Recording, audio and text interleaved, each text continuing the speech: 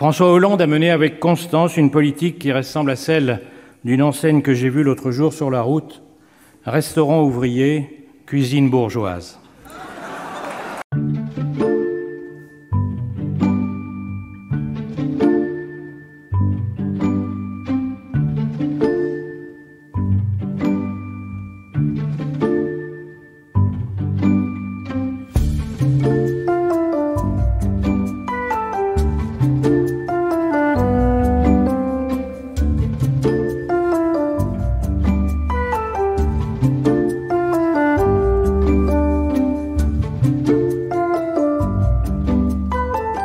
Ce qui est incompréhensible, c'est que pour réclamer plus de démocratie, des électeurs votent pour le parti recordman du népotisme et de l'opacité, dirigé depuis 50 ans par le père, puis la fille, puis bientôt la nièce, et que pour redresser l'économie, ils votent pour une dirigeante qui a fait la preuve de son incompétence absolue en la matière lors de la présidentielle.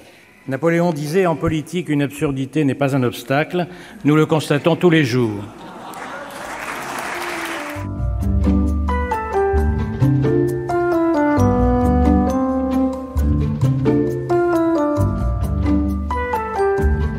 Si les partis extrêmes ne représentent plus que 30% aujourd'hui, ce qui est tout de même considérable, contre 40% il y a 2 ans, c'est grâce à l'effondrement du leader minimo de la France soumise à Cuba.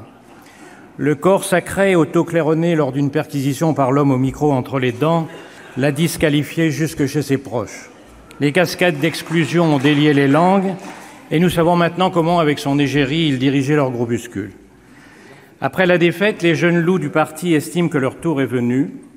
Du remue-ménage en perspective quand on sait que plusieurs d'entre eux sont le genre de personnes qui entrent derrière vous dans une porte à tambour et qui en ressortent les premiers.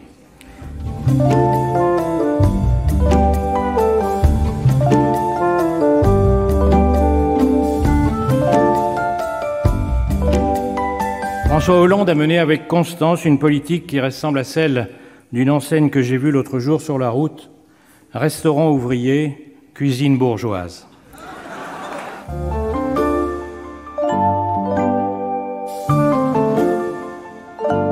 Nicolas Sarkozy déclarait le 26 mai dernier à 20h30 « Il n'y a plus de droite dans notre pays ».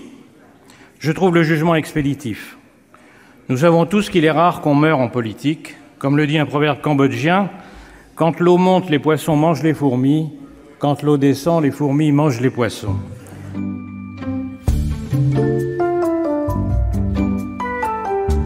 Au-delà de ce que vous nous avez dit, il y a 2 ou 3 choses que nous aurions aimé entendre, ou tout au moins entendre plus précisément.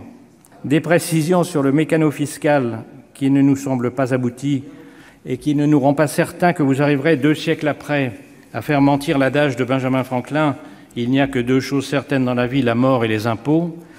Quant à la baisse des effectifs de la fonction publique, elle ne semble plus si urgente, ce qui nous fait craindre que l'administration continue d'être ce qui se rapproche le plus de la vie éternelle.